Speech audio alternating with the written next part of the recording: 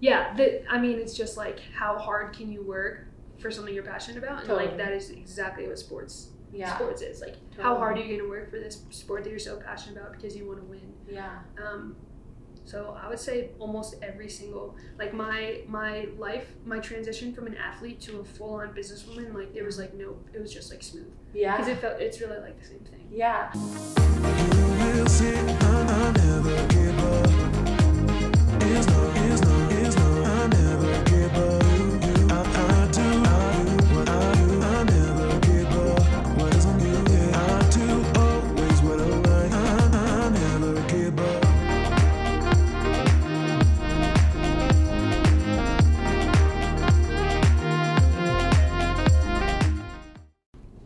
Welcome to Before the Lights. I'm here with Taylor Ross.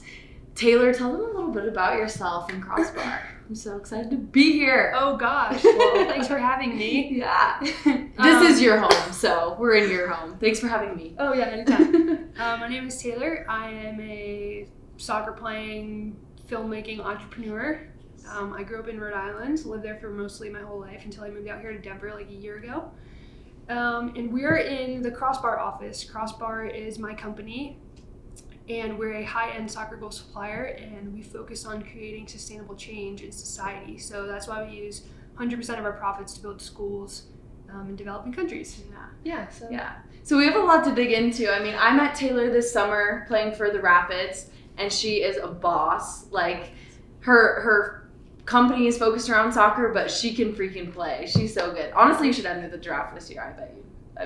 Yeah, I don't know about that. So I'm definitely too out of shape at this point. So we'll see. What made you want to focus Crossbar around building schools now? Tell us a little bit about the history of Crossbar. Okay. So I've been like an entrepreneur my whole life. I had my first business when I was in high school. It was called 11.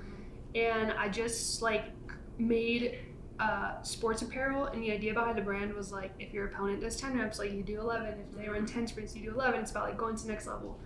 And I made like a little bit of side money while I was in high school. Nice. And something that I learned really early was like the money for me wasn't super fulfilling, which is like a really good thing to learn when you're young. That's crazy. Yeah, so I went off to college, and like 11 was still a thing.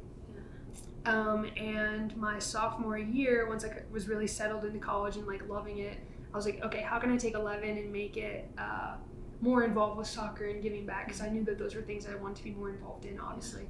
Soccer is my biggest passion, so I was like, all right, we got to move in that direction for when I'm too old to play.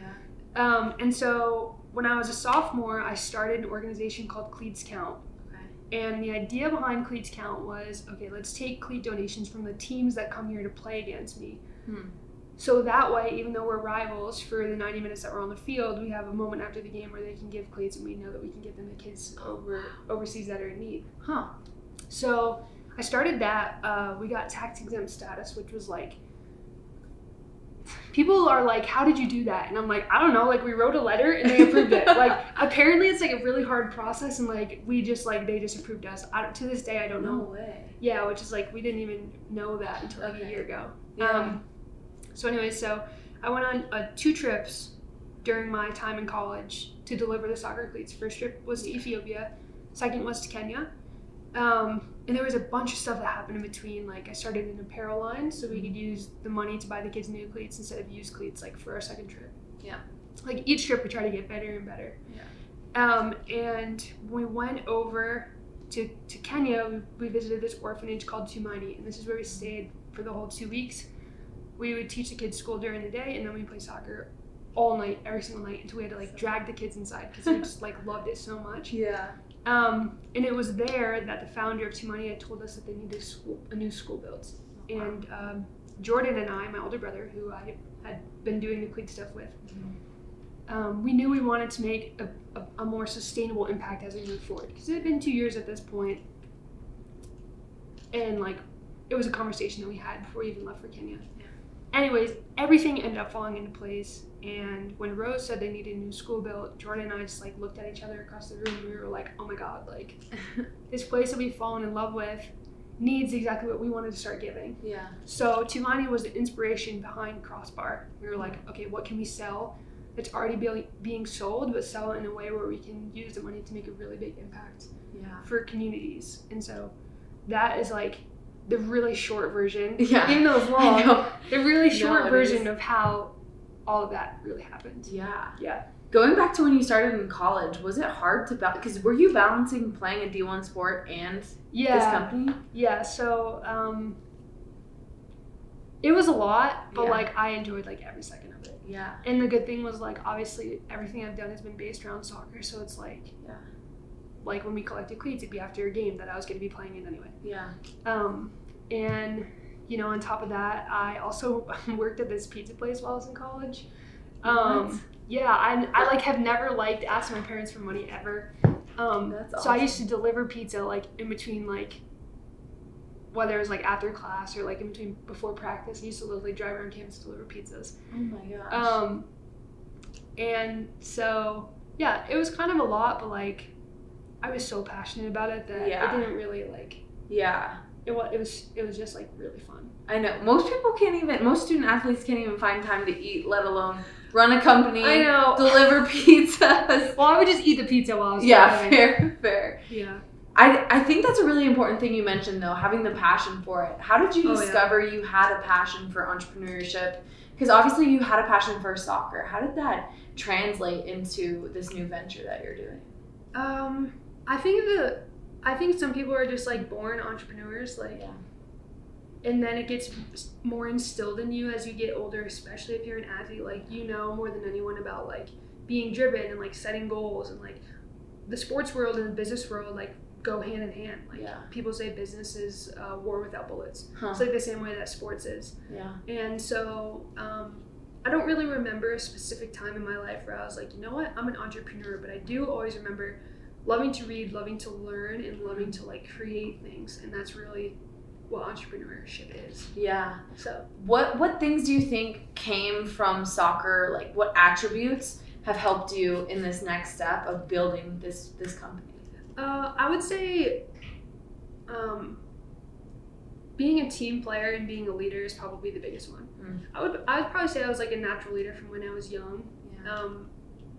And when you're in the business world and you're growing a startup, like you have to have a team eventually, or like bring on interns, and that was like something that translated. That was like really important.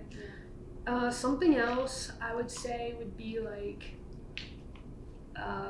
just like getting things done. That's huge. Like when you're an entrepreneur, like the game is really how much like shit can you get done. Oh, sorry. Totally. Can I not swear on this? No. Okay. Sure. PG-13. Yeah, seriously. I mean, it's just like how hard can you work for something you're passionate about, and like that is exactly what sports is. Like how hard are you going to work for this sport that you're so passionate about because you want to win? So I would say almost every single, like my life, my transition from an athlete to a full-on businesswoman, like there was like it was just like smooth. Because it's really like the same thing. I think it teaches you a lot too, because when you have class, you have recovery, you have training, all this stuff, you're traveling on the weekends, it really forces you to be more efficient with your time. I think efficiency like is the biggest thing in anything you do. You know, it's like, yes, I can get this done and I can get this done well, but can I get this done in this amount of time? And that was something that I learned. Like, I remember like all throughout college, like I was sleeping like 4 hours a night, which is like not good if you're like, somehow I managed, like, so you get, like, I couldn't. Then you gotta get up and you have to train. And I think I get it from my mom. She like never sleeps.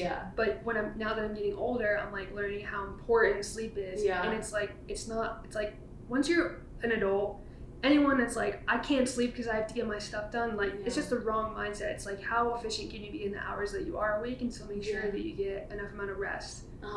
That's really important. For sure. That was something that I learned. One thing when I think about you is just how professional you are, but how you also have just figured it out along the way. You talked about how the transition was super smooth, but like coming out of college, did you feel like you had it all figured out? Oh God, no. I still don't feel like I have it figured out. It's like, I know. So people are super kind in asking me to speak, like whether it's like to their class, or a lot of younger entrepreneurs will write articles on myself or Crossbar. And the question that they always ask is like, what advice could you give to someone else when they're younger? Yeah. Because you seemed like you really had it figured out. Yeah. And like the truth is, like, I didn't. I mean, to this day and for the rest of my life, I'll just make it up as I go. Totally. But like, people think that things are more far-fetched than they really are. When they were like, how'd you get your manufacturer? I was like, I picked up the phone. Yeah. You know what I mean? Like, people just don't do that anymore. Totally. And it's really incredible how simple it is to like do something if you just like take the chance. Yes. But you just have to take the chance. It's like the same thing with your podcast. Yeah. Like the doors that it's open for you. Totally. And I'm sure people are like, how are you doing that? And you're honestly like, I'm just like acting. I know. Like, I'm just doing things. That's exactly why I asked the question, is because I think when we grow up, we look at all these things, all these people doing these things, and pro athletes and entrepreneurs, and we're like, it seems so far-fetched that you can't reach it. And it's like, oh, I'll do that when I'm ready, or I'll take, you know, that takes a special kind of person or thing. Or I was thinking about it when you were talking about getting your tax exemption, because it's like, it seems so hard, but it's just like taking the steps. Yes, for sure. Taking the 1-2 steps to get there. And it's like, it opens up doors. It's just not being scared to press go, you know? It's huge. It's 100%. Huge. What doors has Crossbar opened up for you other than, you know, fulfilling your dream of helping these kids out? I think that my life is really interesting in the way that everything that I love to do or that I'm doing as a career overlaps. Yeah. And so, you know, soccer is what led me to Crossbar, and then I'm also a videographer, and like a couple months ago I was in Boston doing a freelance project for a high school team on a field that had my company's goals on it. Yeah. And it was just like each different profession or passion that I have opens doors for like one and the other. Yes. I don't know how to explain it, but like I'll go off to a video job for this school in Boston. They didn't know about Crossbar, but they learned about it through my work with them, and now our goals are on their fields. Yeah. So that's one way that doors get open. I would also say the people that I've gotten to talk to have been amazing. Yeah. It's not every day that like executives will take time out of their busy schedules to like really give you advice and stuff, and I've gotten to like connect with a lot of like really incredible people. Scott Harrison, who's like literally still my favorite, the founder of Charity Water, like I talked to him. And he sent me his book signed, which is like the coolest thing ever. That's amazing. So yeah, doors like that, and I just like, I don't know, for me all my worlds are colliding and overlapping. It's just the coolest thing ever. That is really cool, because I love how you tied, you know, sometimes when I think of the transition from being an athlete to the business world or something, I feel like there are these two different worlds, but I feel like you really tied them together. Yeah, well, and because our industry is a soccer world. Yeah. So like for me, you know, as we get older, you know, and the company grows, a work day for me might entail like going to watch a match in a stadium to make sure our goals are holding up well. Yeah. I'm like have the time of my life. Like it's really exciting to see everything kind of come together. But I did plan it this way. Yeah, totally. So yeah. No, that's the biggest thing that you were saying. Like it's opening up doors to meeting all these people, and going back to what we were talking about just taking chances. I mean, the scale I do on my podcast is smaller than having a whole company and building a school in Africa. But at the same time, it's like, it's seriously crazy to me sometimes to look back to the second I was like, okay, I'm going to start this podcast. I'm going to start recording myself speaking to my iPhone. Oh, you know what I mean? You always just say you record it right on your phone. Yes. And I did my first few interviews just on my phone, and it's like, and I never thought it was going to be something, but something like that just grows over time. Yeah, for sure. So it's like for any athlete or entrepreneur or anything like that, like you don't have to be fancy to start. You don't have to have this fancy equipment. No. Like, what did the start of Crossbar look like for you? Like, how did you start? A dorm room. Yeah. Like a dorm room in between going to deliver pizza. Like, I mean, just like the bottom of the barrel, like where everyone starts. And that's kind of what people don't get. They're like, people forget where you start. You know, Crossbar, once we founded it, you know, I'd had some momentum with Cleats Count. Yeah. So at this point I was like really learning a bit, but like for the most part, like I have pictures, I'll send them to you so you can see them. Like I'm like in my bedroom with like packages all around me. Oh my gosh. Like are like letters that are like getting tax exempt. Like you can like see them on the table. That's and crazy. Yeah, I mean, it's just like, it's really crazy when you think back. And it's like, just little by little by little, it's grown. Like, same with your podcast. Like, totally. Baby steps. And then you, like, look back and you're like, whoa. Yeah. So, I don't know. It's just been awesome. Like, Oh, that makes me all emotional. I know. It's crazy. My baby. It's nice to look back and actually think and like take a second, because I feel like that's another thing we do as athletes sometimes. It's always like pushing to the next thing is like, how can I get better? How can I push? And it's like, if you just take a second to breathe and look around, like what you've actually accomplished so far, even though it may not be, you know, your end goal, you're not at the end. I believe we're never at the end. You know, we always have somewhere to go. Yep. But it's cool to just like take a second and be like, look where you are. Like, look what you've created. Yeah, and I look agree with that. the impact that you've made. Yeah. It's super cool. Thank you. Yeah. So you were mentioning with Cleats Count how you kind of got momentum with that in high school, correct? Was it in high school? Yeah, well, my first business was in high school. I didn't start Cleats Count until sophomore year of college. Yeah. Yeah. But you were talking about how making the money didn't fulfill you. Yeah. So what did that feel like? And then what did you kind of learn from that? I think that this is like a really interesting topic. Yeah. And for some reason, I think it's like it's a topic that's like people find it weird to talk about, but I never have. Huh.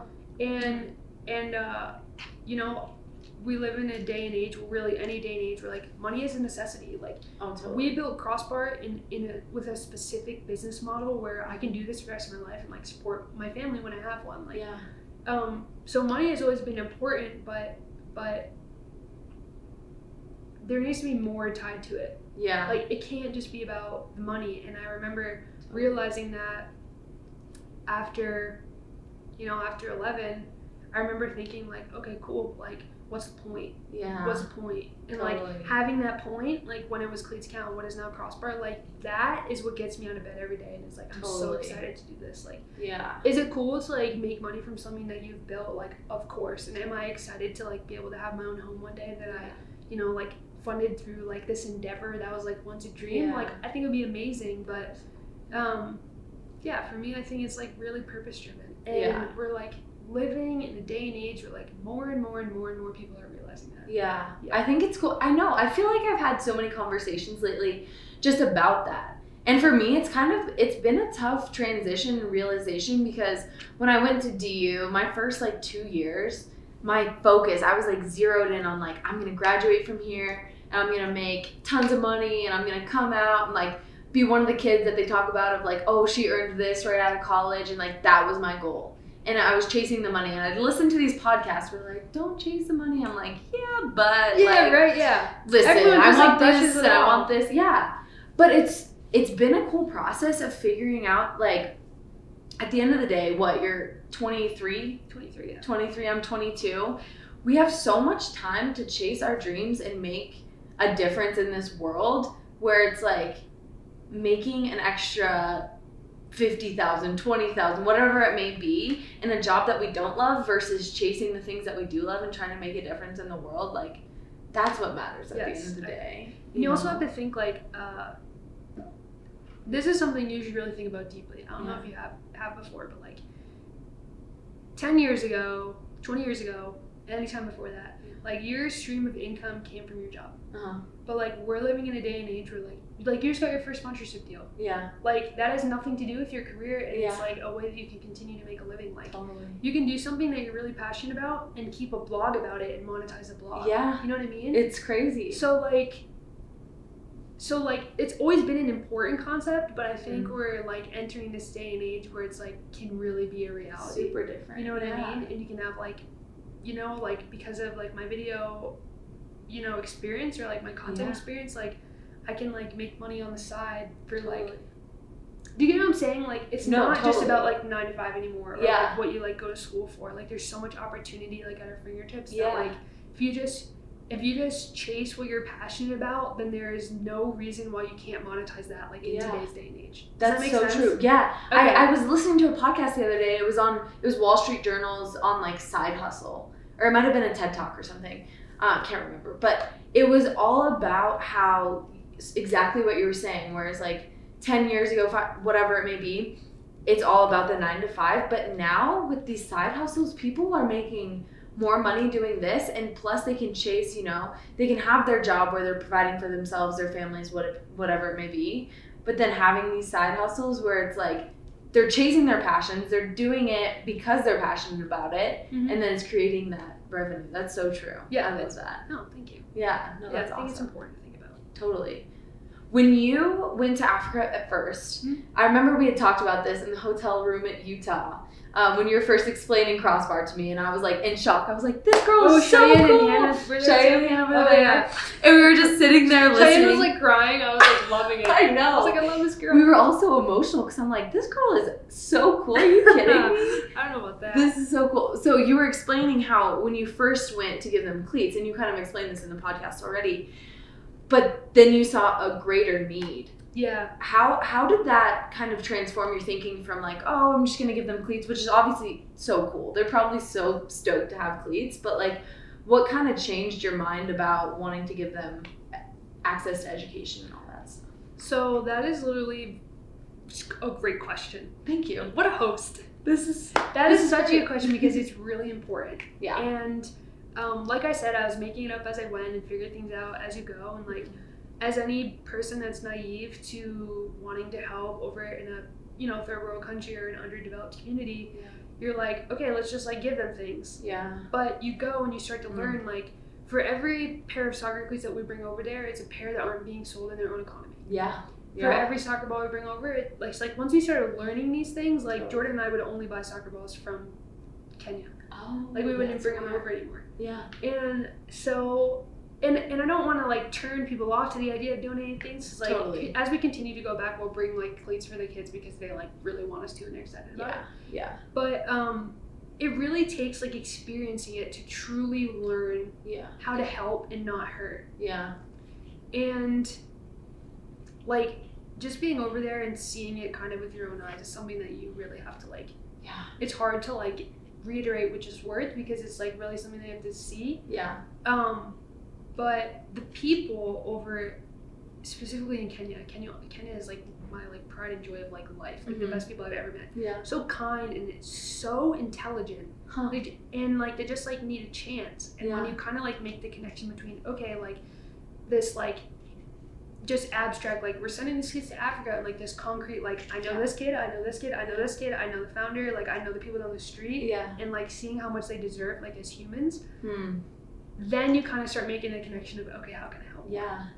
And I'm way more like versed and well informed about like poverty, obviously more now than I was before. Yeah. But like it's just really something that I urge people to like kind of learn about if they're interested in it, but really like read about it, learn about it, watch stuff about it, like because there's so much to it. Like that was really why I wanted to like make a little bit of a bigger impact. Totally. Yeah. I think when you're there too, it's more real because when you're reading about it or like watching stuff about it, it's still like at arm's length, still at a distance. Did that change your mentality towards it when you said like you were meeting these kids and getting to talk to them? Oh yeah. Just like the empathy piece of you're a human, I'm a human, you know, I want to provide as much as I can to. Yeah. I think that this kind of brings me back to another reason why we made Crossbar an LLC, why we wanted to kind of generate this profit is because when you're only a company that receives donations or an organization that receives donations, you have to try and make this connection to people over here in America that might be giving to like these people across the world, and it's really hard. Like, totally. I mean, not to sound awful, like people don't care. Yeah. And like it is what it is. Like it really is what it is. Like I wouldn't expect anybody over there to care about my family over here because they don't know. Totally.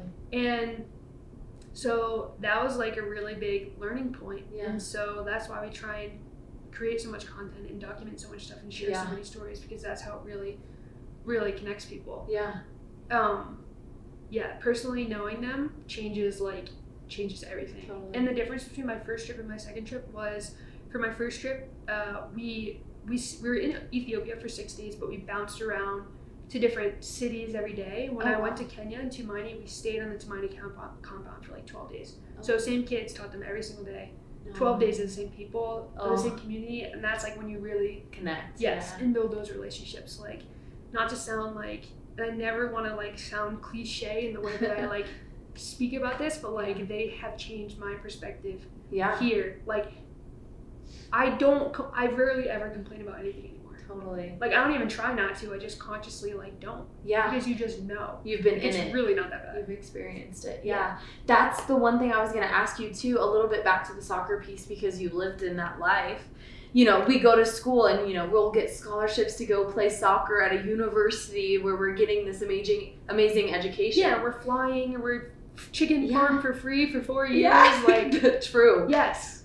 It's amazing. And still, like, I've totally been part of it too, and I'll still find tons of things to complain about. Yeah, same. And yes, like, people have things that we're dealing with, and it's very different. It's a different kind of pain or whatever it may be. But did your perspective totally change and flip when you saw their passion for soccer, but also just them as human beings out there? Yeah. My perspective changed in the most way with well, not with soccer, because that's what I was expecting. Okay. Like, when I went over to Ethiopia, there would be like vans that would drive around, and there'd be like a picture of Jesus and then like a picture of Ronaldo. Oh. I mean, like, that is what it was like. No way. Yeah, well, I mean, anywhere out of America, it was like that. I know. That's crazy though. So soccer was not much of like a culture shock, really. Okay. But the thing that I learned the most was, and I don't know if I had an expectation for it, but the intelligence of the people and even the kids over in Kenya was just like mind-blowing. Really? Like, if they had the resources or the access, like, to go to school, graduate, get a job, go back and help their community, like, the poverty cycle can truly be broken. I know it because I've witnessed it with my own eyes. Yeah. Like, there's this one story that Jordan and I still tell to this day. We went over to Tumaini with, you know, like, protein water bottles, the ones with, like, the shakers? Yeah. Well, we went over with them because, like, we had to, like, drink protein while we were there to, like, stay, like, alive. Oh, wow. And they had these little stickers on them when we bought them. Okay. That said, like, I don't know. It was like a picture of a leaf. Okay. Nutra something. Yeah. I took the sticker off mine, and Jordan kept his on his, so we knew whose was whose. We didn't tell anyone. Yeah. And we used to leave these water bottles all over the Tumaini compound. Okay. Like, what we just go from the classroom to the soccer field, or whatever. We would just leave them. And I mean, I kid you not, like 10 minutes later, a kid would be there standing there with our water bottle, and it would be the right water bottle every single time. Because the kids observed and knew whose water bottle had the sticker and whose didn't. No way. And it was like this little tiny sticker too. Oh, I think I know what you're talking about. Yes, it was small. And there was like 8 of us on the trip, so there was like water bottles everywhere. And I know it's a really like small thing, but it's they're intelligent and they're kind and they know and they observe. Yeah. And that for me is like really where the education piece came into play. Like they need a chance to like learn and grow and absorb as much as they can, because they have the like serious opportunity to make an impact in their communities and help them like get lifted out of poverty. Yeah. And I feel like with the passion that they have and all those traits that they exhibit, like you were talking about, it's like if you just give them the resources and not give them handouts like you were talking about before, but give them the resources to grow and learn and grow their economy. That's huge. Yeah. Have you ever heard that one quote about it's either about a garden or about fishing? I think there's 2 versions. Okay. I don't know. It's like give a man a fish and he'll eat for a day, but teach him to fish and he'll eat forever. Yeah. It's like that. It's totally. Like, that is like the epitome of what has been learned over the past 2 years. Yeah. That makes sense. You talked about it a little bit with the social enterprise, right? That's what you guys are called, right? Yeah. Explain that a little bit to people who may not know, because I learned that a little bit through you and then a little bit through my business school, but what the difference between a social enterprise and a nonprofit and all that stuff. Okay, sure. So we're kind of coming into like this day and age of different business models existing. Mm-hmm. You know, before, I would say this decade, well, I guess it's a new decade now, before the 2000s, you know, every business's purpose was to maximize shareholders' profits. Yeah. That just means maximize profits. Yeah.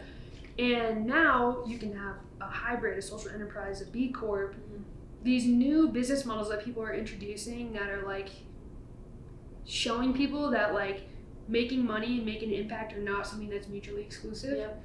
And so what Crossbar is we're a social enterprise, which means that we want to like experience the benefits of having a business and the benefits of giving back. Yeah. And so what our company is called a hybrid. Yeah. And a hybrid is basically like the actual definition of it is like 2 pieces of something that create something new. Yeah.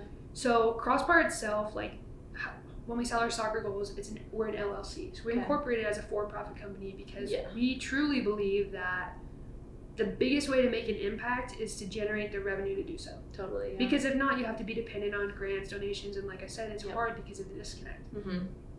So that is why we're an LLC. And so we have that tax-exempt arm that we somehow got. Yeah. We have that. Perfect. And so we distribute our profits to the tax-exempt arm as dividends to complete the social missions. Got it. Okay. And people can donate, if they choose to, which people have been awesome to have, to the tax-exempt part and receive the tax benefits of it. So the hybrid are like the best of both worlds. Okay. And so what's really important about the LLC, about Crossbar, the way that we built it, is this 100% model. Okay. And the idea is, if you have a company that can grow, invest in itself, pay its employees fair wages, like, then you should use the rest of the money to do something about the things that are going on in the world and not just like stack it up in the bank. Yeah. Like, I don't ever, like, I have all Apple products. Like, I have an Apple Watch for Chris. I love them. But like, they have like $3 billion in the bank. Huh. Like, $3 billion could like actually end poverty in Kenya. Huh. And so for Jordan and I, when we founded Crossbar, like, we're really self-aware of what makes us happy. A good home, not a huge home, a good home, like good friends, good family, and for both of us, like a couple of things, like season passes to the mountain and like the ability to play soccer whenever I want. Totally. And that's like, I'm aware that that's all I need, and it's all I want. And so for us, our goal one day is to like work here, make a good salary, and know that we're creating a difference and everyone's happy. That's huge, because I feel like we live in a huge culture, and it's always been like this, but a huge culture of excess, and it's like greed and but and people are learning, like they literally see society moving in a direction of, I think it has to do with like our generation, millennials. Totally. But like, I mean, the best way to phrase it, because this is the part that confuses some people, just because like not everyone is like a business major. Basically say we sell a goal, all that money that comes in is the revenue. And then we use the revenue to cover our expenses. So say we had to pay a salary or an overhead expense, although we have minimum because we have a really lean business model. What's left over from that is the profits, and that is the money that we use. So because some people think like, oh, you get a goal, you take everything and then you set it away. But like that's not like sustainable. Like, we wouldn't be able to stay afloat. So that's kind of it summed up. No, that makes sense. Does it make sense? Oh, totally. Okay, cool. Yes, I hope it makes sense to everybody else. But I used to be not good at explaining it, but I think I've gotten better over the 2 years. You did super well. And I was thinking through it too, because you do sound like you have it all figured out. You do put that out there. Ask me any math question, and then you'll suddenly improve. It's okay. We have calculators. How did you figure out the business model that you wanted to go into? Because I feel like even to this day, I'll talk to people in the business school at DU or different things like that, and they're like, oh, I want to make a social difference, so I'm going to join a nonprofit. And again, there's nothing against that or anything like that. But how did you decide to go on the path that you guys did? I think it was a lot of trial and error. Okay. Like, we did go the nonprofit route first. You did? Because we were Clates Town, right? So there was we weren't really selling anything. We were relying on donations, and it was hard. And it's really hard. And Jordan and I had found that was something that we weren't passionate about. Like, I'm not passionate about fundraising the way that I am about building a business. And so that was really why we went the route that we did. But honestly, like, it's truly just trial and error. Like, there's every business is different. Everybody's end goal is different. Your situation is different. Like, even now, like, to this day, we're still changing things and restructuring things. After the Tumaini build, we will probably nix the 501c3. We'll just get rid of it, because we're accepting donations for Tumaini, because Tumaini was the inspiration behind Crossbar. So we started building Tumaini the same time we launched Crossbar. So we don't have enough profits to date to fully fund Crossbar.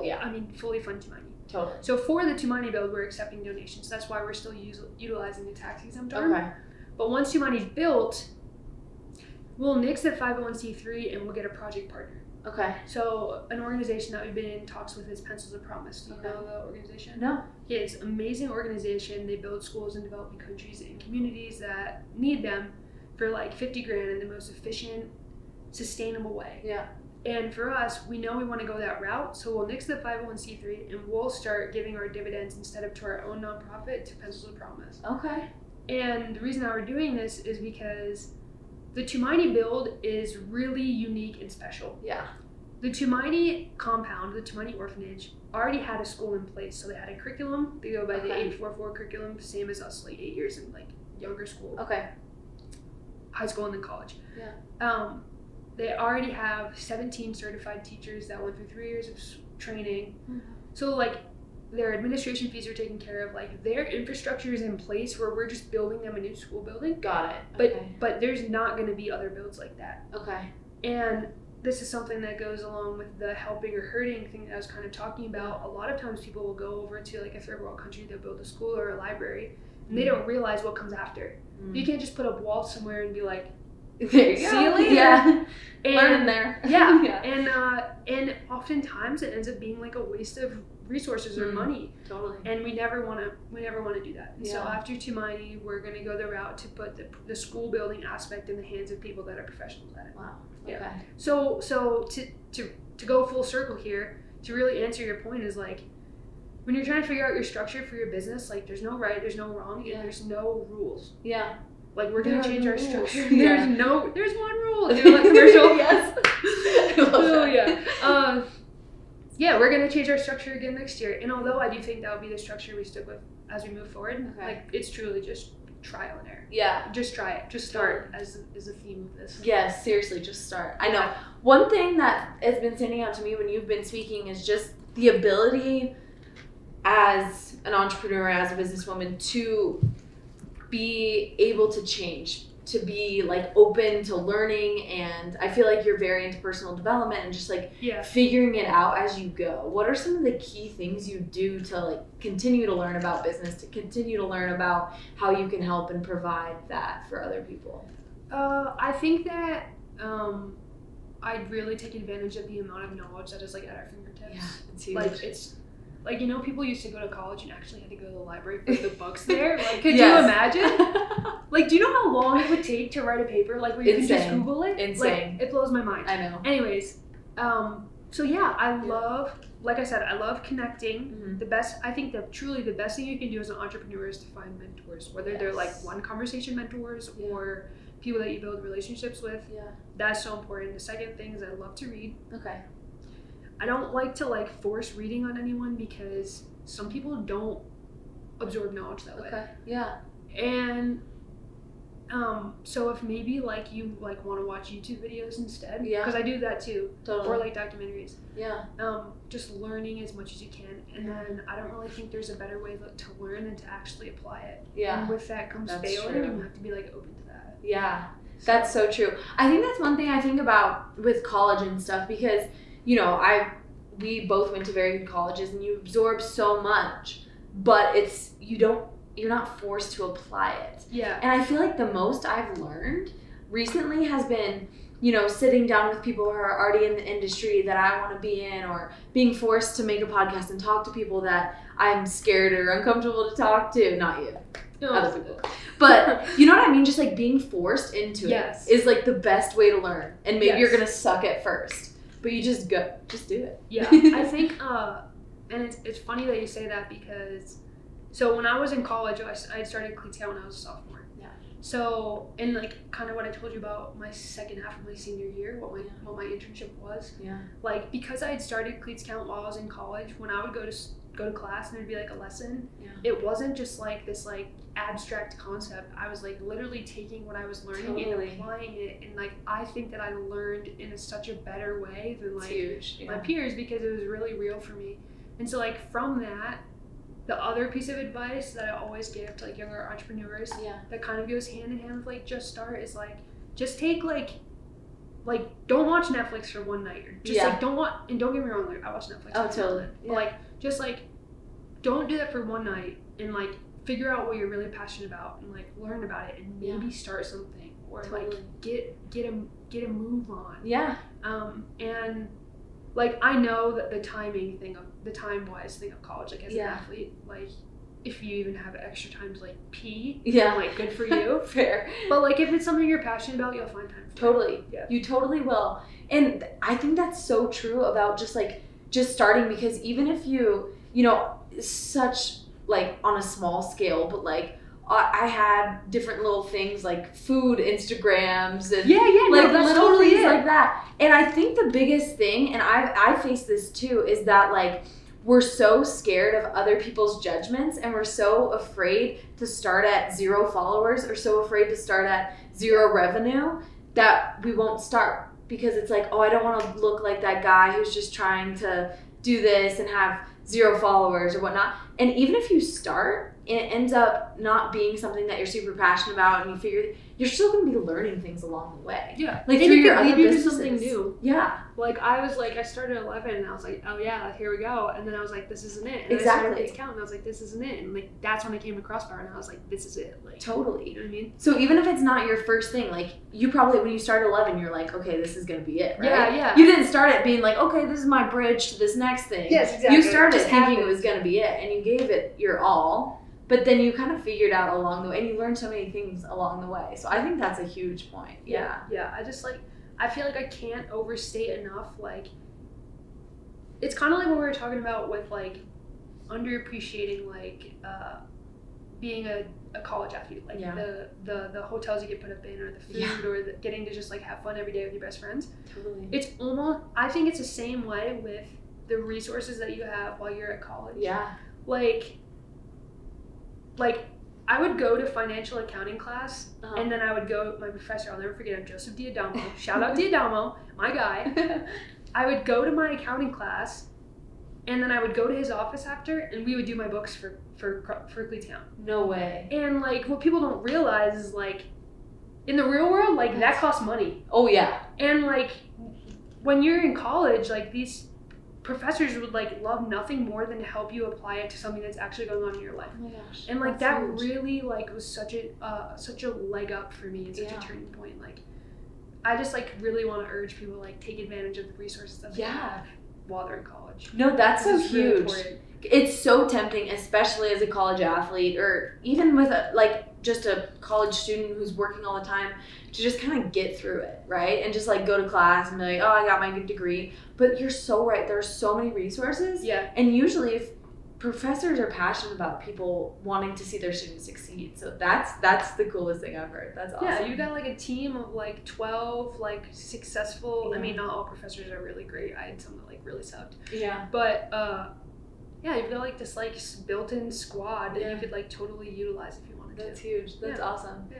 One thing that's been on my mind that I've been thinking about is that you're doing, what is it? You want to make all this social change, and you're making all this positive change in so many people's lives. What has driven you to want to do that? Because we talked about it before, people are driven by money, people are driven by different things. What drives you to want to do better for the world? I think that was like a gradual thing. Okay. When I had started Cleats Count, I was a really passionate traveler. Okay. And I was curious, and like I was like, what could be cooler than going to experience kind of the other side of the world? Yeah. And when I went over my first trip to Ethiopia, it didn't really hit home for me. It was eye-opening, it was a good experience, but it was nothing like the way Tumaini was for me. And so, you know, I came back, and it was just like an experience. Like a lot of people will go abroad and kind of nothing will come of it. Yeah.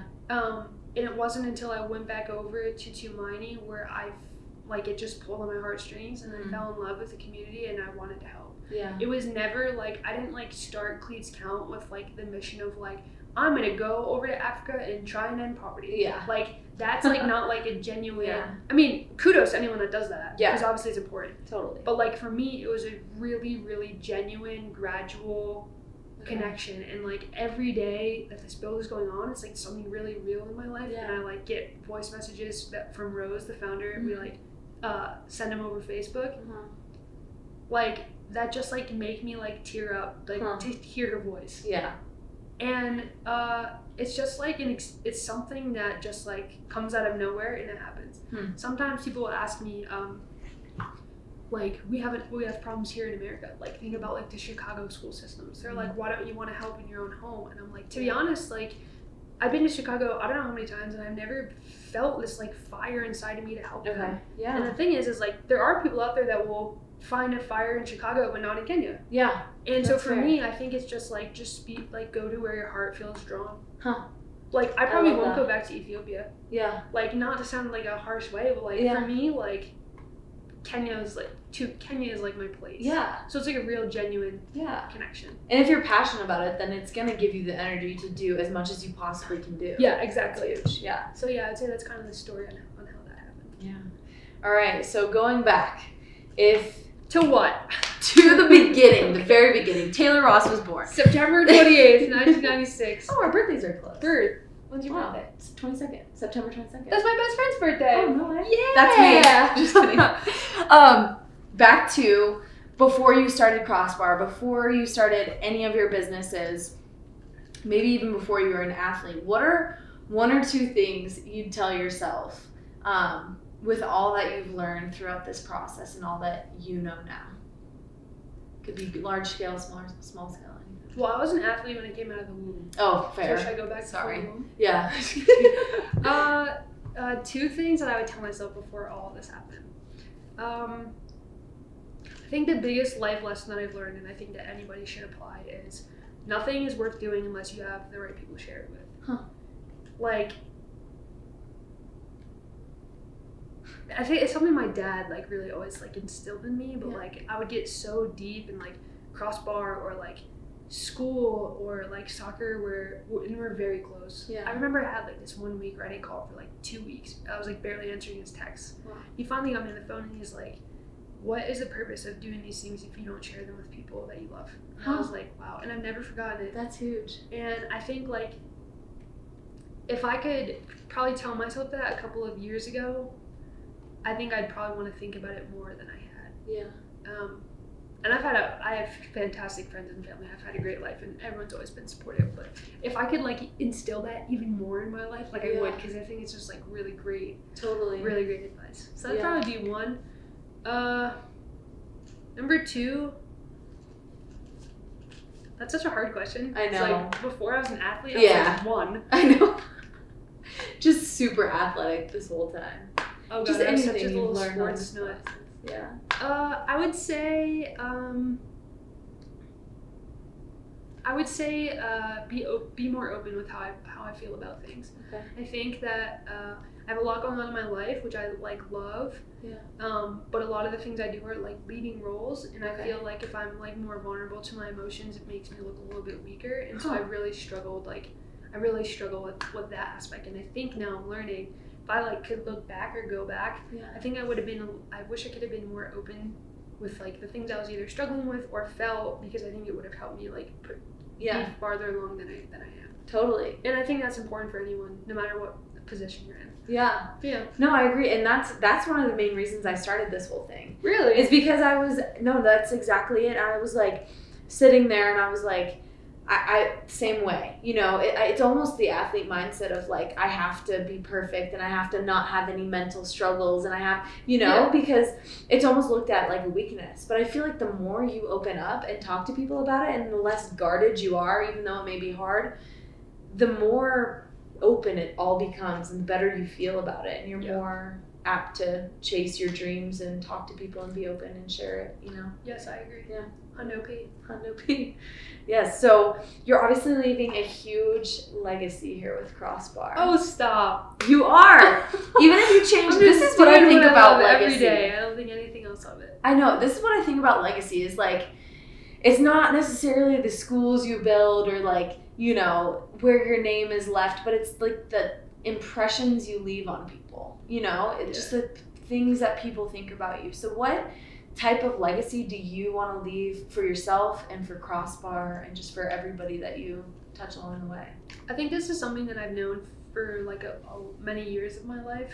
I think that I know I want to make an impact, but not even on the surface. Like, do I want to build as many schools as possible? Of course. Like, it's absolutely a dream of mine to make even a dent in like the poverty cycle, so other people can have, you know, acceptable lives. Oh yeah. But like, really the root of it is like, how much greater would it be to inspire the people that are going to start those ventures that do end up like helping end poverty? Because if you do it to enough of them, then really everything adds up and you can make a true impact in the world. I think that documenting Crossbar's journey so openly and honestly has been really important to us, and we've never strayed from it, because the messages that I get from people, like letters, like LinkedIn messages, emails, messages in my DMs, like from so many people so often, most of which I don't know anymore, is like what is like the most fulfilling to me.